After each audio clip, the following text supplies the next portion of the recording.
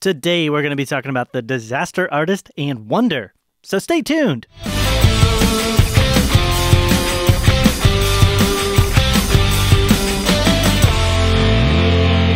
Welcome to The Real Review, sponsored by Parametric and Lazy Ape Studios, where you get some of the latest happenings, real thoughts, and perspectives in the world of film and television. And I'm here today with Matt. What's in a Wonder Ball? Hey. Okay. And everybody, I'm here with Joel. I did not do it. I did not hit her. Oh, hi, Mark. I did Cunningham. not. Yeah, you forgot that. I did not. Well, there was a few lines I left out on purpose. Yeah, no worries, yeah. Well, mine's inspired by the movie that you got to see this week. And mine was inspired by the movie you got to see. There you go. Hey. So it all came together. Perfect. So welcome to the podcast, everybody, where we bring things together in film talk and film conversation. This is where we do a little bit of like what we like to break down as kind of Matt's perspective and my perspective. I tend to be a bit more of the critical thinker, kind of the analyst, kind of detail guy, and you tend to be more of the fan perspective, emotional, kind of crying. I'll be the first one to get a tear in my eye. Yeah, exactly. Yeah, and we bring those together to give you a real thought and real perspective of what we consider a real thought and perspective, but that's up to you to decide as well. So, true story. Matt, why don't you give our listeners a couple ways to get connected? Y'all can get connected with us in a number of ways. First is our website, which is realreviewmedia.com. You can connect with all of our social medias there, Facebook, Twitter, Instagram, at Real Review Media. Also, send us an email. You can shoot us over at realreviewmedia@gmail.com. And then also our the YouTube's channel, which is youtube.com/TheRealReview. And that's how you can do that. Boom. Goodness, you've done it. You've done it well, Matt. Done it. How's your day going? Pretty good? It's going well, yeah. Yeah, liking that LaCroix. Yeah, it's great. I love the burn. Yeah. The burn down the throat. Somebody sent me a video of like at Costco, and there was just stacks and stacks of pallets of LaCroix. And I sent back, just my reply was, my weekend supply. Yay! I drink way too much of it, but good stuff. So let's get right into it then. Let's totally do it. We're talking about our two films. So you got to see Wonder, and I don't think I mentioned it. I got to see The Disaster Artist. True story, yeah. Which we did talk about it on our Coming Soon. Yep. I actually got to go see this as a sneak preview, as a two-part sort of thing. I know, lucky. You saw The Room first, right? I did, yeah. Do you want me to go first? You want to go first?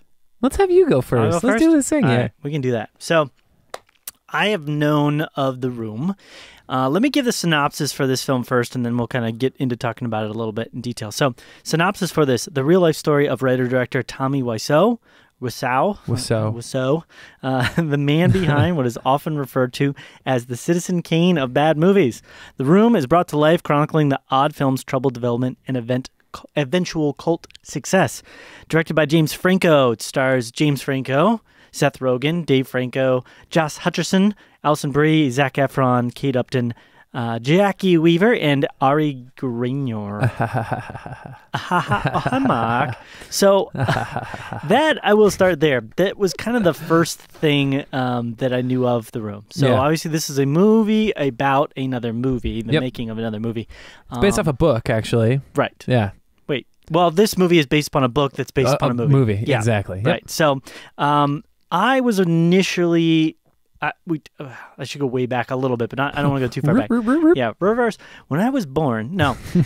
So I'm a fan of movies that are so bad that they're good. I can enjoy those. I can get down, and we talked about this on Coming Soon as well, and I can watch those. My favorite of all time is Birdemic. Yeah, you told me about that. Yeah, and then so this movie, though, as of recent, is now considered my second best favorite. The Room, the original Room. And this is not to be confused with the Brie Larson and Jacob Tremblay movie that was excellent. Correct, which could be even more confusing because you have Alison Brie in this, so it's like, craziness. Did I say, you said Brie Larson. Okay, I thought I said the wrong thing. Yeah. We're good. We're good, guys. Yeah, no worries. So, I went into this whole, it became like almost a season for me. So I got invited by a friend to go see a screening of The Room, and I'd heard things about it. And the best thing that I know about is like, making the laugh there. I know like the quotes, like the silly lines, the quotes, you're tearing me apart, Lisa. I did not hit her, I did not. You're tearing me apart, Lisa. Yeah, I knew all of those, but I was not super familiar with the film. And I'd seen a couple critical reviews on it, and most of them just, how insanely crazy this film is. Talking about that. And so, but I did want to see it because I knew that The Disaster Artist relied so heavily upon this film being such an awful, horrendous type of film. And so I really wanted to get the context and the feel for it. And ended up going to the screening, and it was a really fun time. I mean, they make the whole thing engaging. There's like spoon throwing. You're yelling at the screen. It's just hilarious stuff. So it's really good. If you get a chance, I would definitely encourage you, go to a spoon screening. You'll have a great time with it. I'm sorry, room screening, not spoon screening. Totally jumped on the wrong track. Like, what is happening here? I'm tired. I need some coffee. Yeah. So definitely go to that. So went to that, and then from that, they actually gave us passes for a screening of the Disaster Artist, which was like about a week before the initial release of the film. So I got to see this a while back. Went into it not really sure what to expect, because I mean, you watch the trailers and it looks like pretty much a straight up parody of The Room. It you know, James Franco, the one thing that really stood out for sure in the trailer was James Franco makes an amazing Tommy Wiseau. Yeah. He did a crazy good job with getting into that character and the voice and the mannerisms and everything like that. But it really just seemed kind of like this silly, almost parody, like this joke that these two idiots kind of come together. One guy in particular, Tommy, would come to put all this money into making this film. What I was not expecting to get from the film was a sense of theme and motive and plot and deeper like depth to the film. And ended up really, because of that, liking the film because it had that. That's cool. Super cool. The humor was definitely there. It was very, very funny at times. I mean, the mannerisms of James Franco in engaging with this character, which to this day, I don't know if they really know Tommy Wiseau's like background. Right. They've asked him so many times, you know, his background, like where he comes from, and he keeps, I believe, saying the South. Well, he said New Orleans, and then like he said Europe. He's New like, Orleans, I'm kind of from a lot of places. And then additionally, where his money comes from. Right. Nobody knows. In the movie, in The Room, there's a scene where one of the kids gets involved with some drug dealing, and I'm thinking, well, maybe that's like a real life experience. So, because Tommy Wiseau wrote the film based upon his own mindsets and his own concept of you know, what needed to be in a film, and there's a few different things where he plays off of films that he really likes and stuff. So going into the film, though, I really thought it was just going to be more of a humorous style, and I had such a fun time with The Room. I thought it was really just going to be funny and engaging, and it was, because like I said, there was definitely James Franco getting so into the character, but then also just the ridiculous like physical comedy at times, and the way that people would act, and the mannerisms of the weirdness, because it's like, so he ends up hiring this crew of people to make this film that he's financing himself with money that's coming from nowhere. He doesn't know anything about film, but he has a lot of passion. Right. And he's like, you know, I will just make this film. It will be great, you know, because he thinks that that's just his vision for it will come through. And it's, in a way, it's almost like a minor version of like the creative process. It's like, you know, what you go through when you're just getting started out as a creative. Right. And that resonated with me a lot, just because, you know, I work in a creative field and I'm doing a lot of that stuff. So there was like, that resonated. And then additionally, as the story goes, you know, Dave Franco's character, Greg, and James Franco's character, Tommy, in the film, they play sort of friends that get close to each other over this mutual interest and love of wanting to be successful in acting and being actors. And it's kind of their story of going to LA and trying to make it big, and how that doesn't really work for them. So they try to do it on their own. And then it ends up, you know, a lot of ways it challenges their, you know, their ideals and who they want to be and what they want to do. And at the same time, like I said, James Franco's character, Tommy Wiseau, has hired this crew to come in, and they're like a pretty legit professional LA crew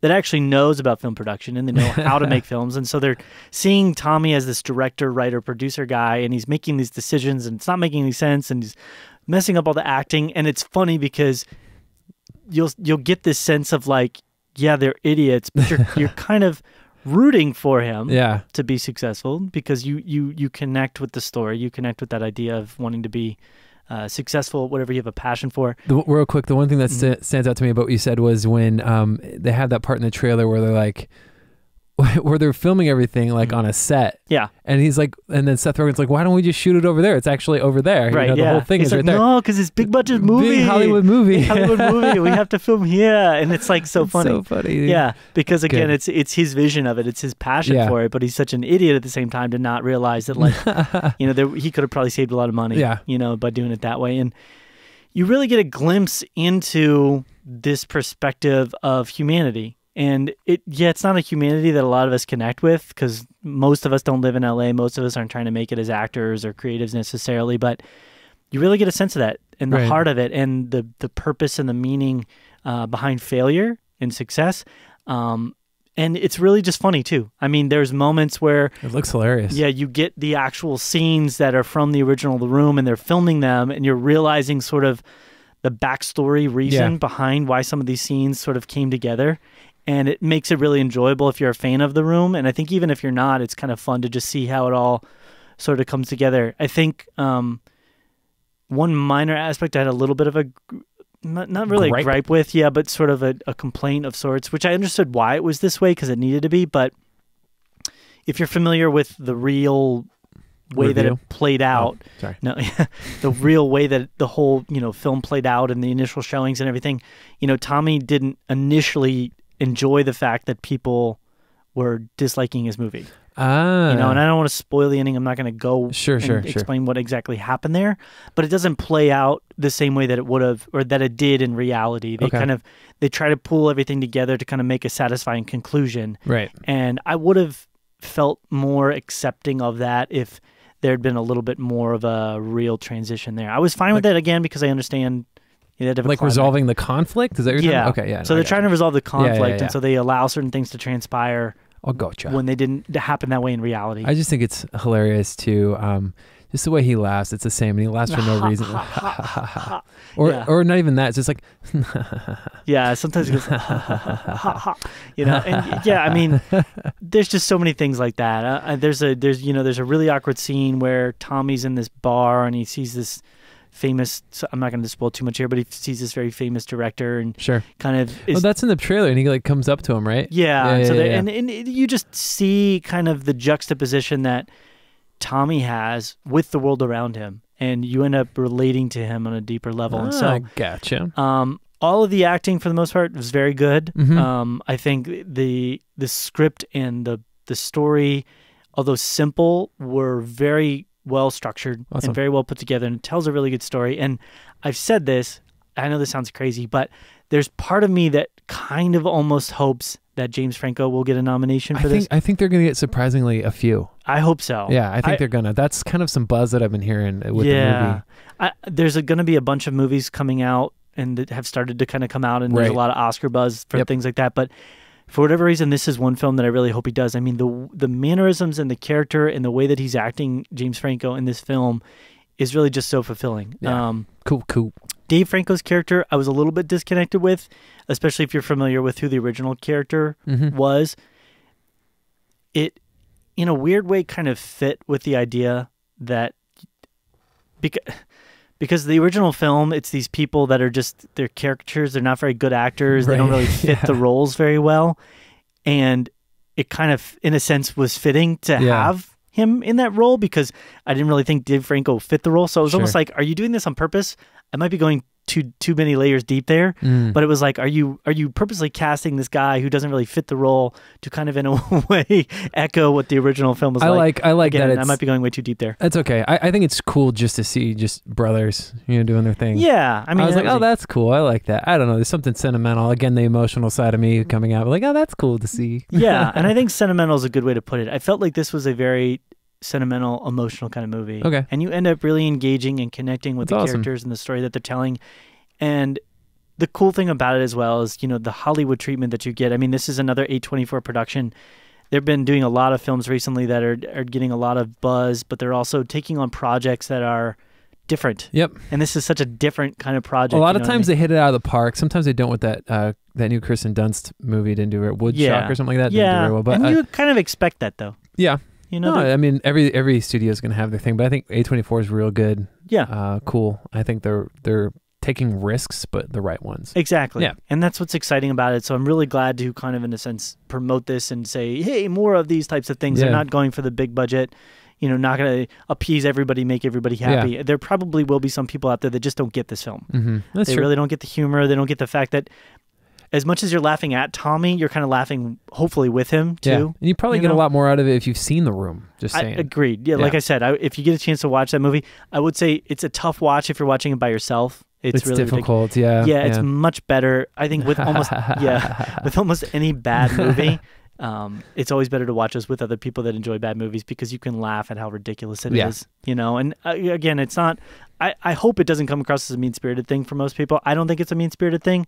I've made horrible stuff myself. I've done horrible videos, and I laugh at how ridiculously bad they are. We all have. Often. Yeah. So it's good in a sense to see your weaknesses and everything like that. And so it's a story of human triumph, but in the sense failure as well. It's a story of relationship and how people relate to each other.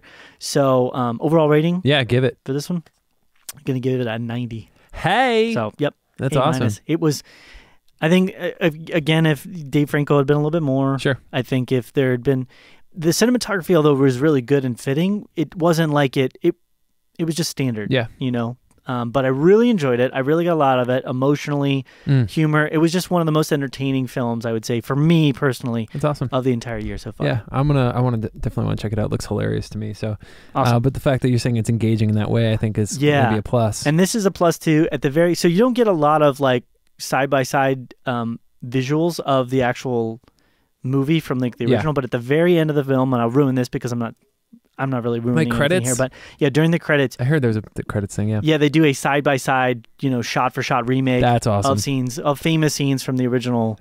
That's awesome. So yeah, definitely hang out for that. And that's one of the funniest parts. That's really cool. So yeah, awesome. Cool. 90. So with that, then we'll move on from my discussion of The Disaster Artist, which was, I will say, done impeccably well, Matt. Awesome. So you've got. Would you say it's wonderful?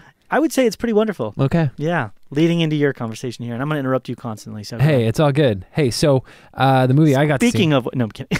Just interrupting. Yeah, well, I'm going to have you hold on a second right there. So we are going to be talking about Wonder. I got a chance to see Wonder, and it came out a couple weeks ago, but there was another movie that came out. Was it Justice League, right? Yep. Yeah, anyways, I saw that one instead. I like this movie a lot better, but let me give the synopsis. Based on the New York Times bestseller, Wonder tells the incredibly inspiring, heartwarming story of August Pullman, a boy with facial differences, who enters 5th grade, attending a mainstream elementary school for the first time. That's a very polite way of putting that. Facial differences. Everybody has facial differences. I know. And so, yeah. Just to kind of break it down, he was born with some sort of like chromosomal, I don't know if I'm saying that word right, deficiency that's made his face really actually have some like life-threatening issues because of that. And he's had like a ton of surgeries to help him breathe and see and all these different things. They talk about it in the movie a little bit. Mm-hmm. But it's directed by Steven Chbosky, and he did Perks of Being a Wallflower, but also it stars Jacob Tremblay, who is amazing in everything I see him in. And then you have Owen Wilson, Isabel Vidovic, Julia Roberts, Mark Doslaw, a number of other people as well. But here, this movie was really good. I talk about being the first one to get a tear in my eye. Yeah. I was never like crying in this movie, but there was a good portion of the movie where I consistently had like some welling up happening in my eyes. Misty eye. To give you some background, and the reason why I can say that and I feel like I was able to connect with it is I'm a father of 3 really young boys, a 6-year-old, a 4-year-old, and a 2-year-old. Mm-hmm.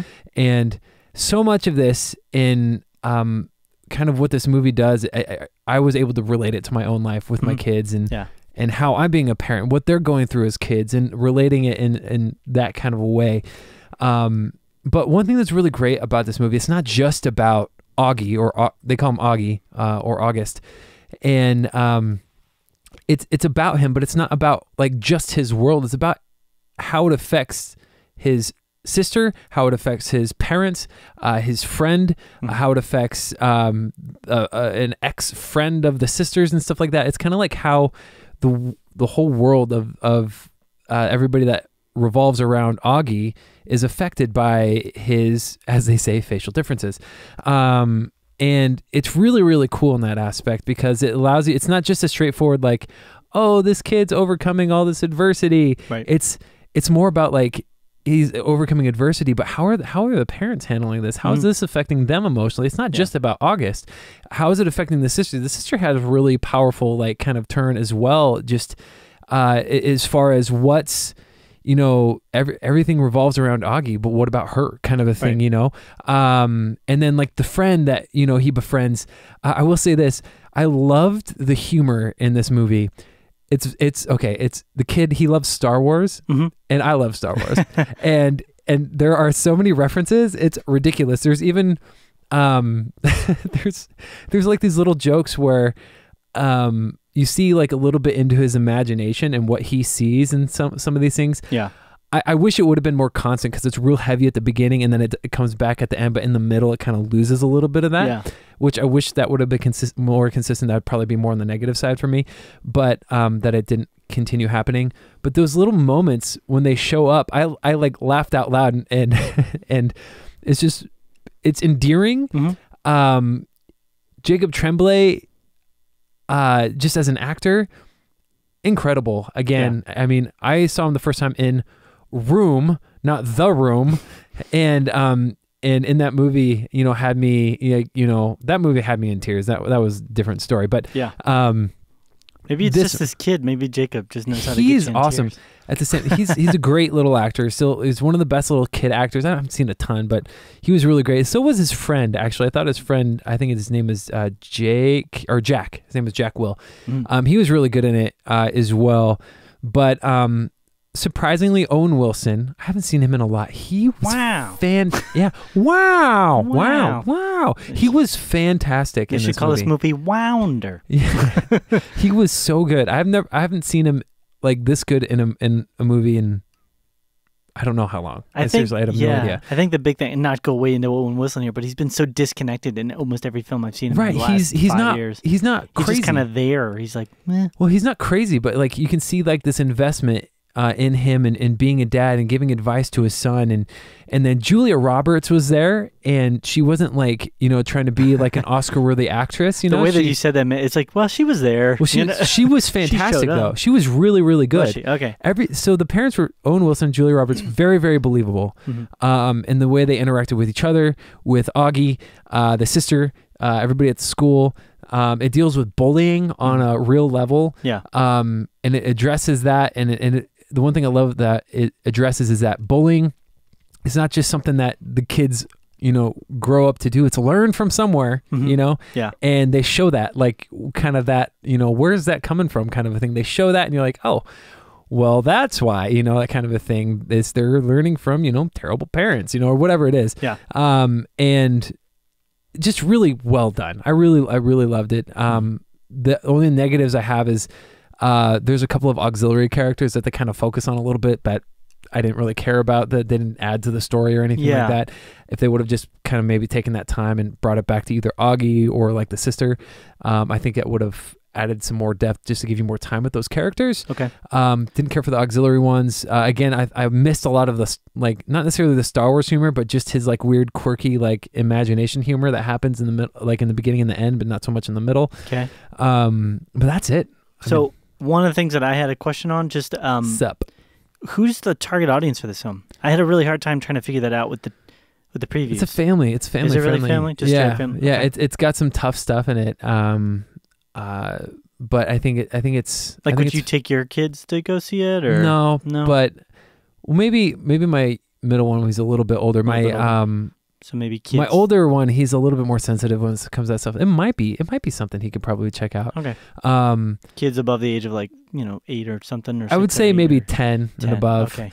But that's just me. Again, film is subjective. You want to go take your family to it, whatever. Except unless you're going to the Justice League and it's 11 at night and you're taking your 2-year-old. I don't know if that's appropriate. So sounds like you had that experience. Oh yeah, I did have that experience. That's right. Anyways, don't do that. But for me, loved it. Yeah. Had me emotionally. I thought the humor was great. Jacob Tremblay, everybody was so good. There was nobody I felt like that was just collecting a paycheck. Yeah. I'm going to give it a 90 as well. 90. Yeah. That's really good. I really liked it. Hey, look at that. We're connecting with our reviews here. Wonder! So do you think that do you think in 5 years from now, when this kid grows up a little bit, they'll do a sequel called Wonderful? No. I have no idea, but they probably could. They probably could. Yeah. Yeah, unless he dies at the end, which, spoilers, I don't know. No, hopefully not. Okay, I'm not going to spoil it, but that would be terrible. That would be terrible. That'd be really terrible. Hey, I'm not going to judge. I didn't write the movie. That sounds very Simon Birchy to me. That does sound very Simon Birchy. It sounds, I'm not going to say the movie, but there was a movie that came out. The kid died. Okay. Earlier this year, remember? Yeah. Book. Oh, yeah. I remember. Yeah, one of my least favorites of the year. So yeah, I liked it though. It's okay. Yeah. Anyway, so cool. Well, thank you, Matt. We're going to go ahead and wrap things up on the podcast then. Wrap it up with a bow. That sounds good. Yep. Some good ways to get connected. Once again, as a reminder, we have realreviewmedia.com, which is where we post all stuff on our website. We also have our Facebook, which is facebook.com/realreviewmedia. We have Instagram and Twitter, which are both at realreviewmedia. And then we would love to hear your thoughts and perspectives, your ideas, your concepts, the things that you got to see that you checked out that you liked or did not like. Definitely send those our way. You can email us at realreviewmedia@gmail.com. Anything else, Matt? Do it. All right. Yeah, do it. Yeah. Anything else? No? This face right here. Just that face. All right. Well, then, it's been real. It's been real.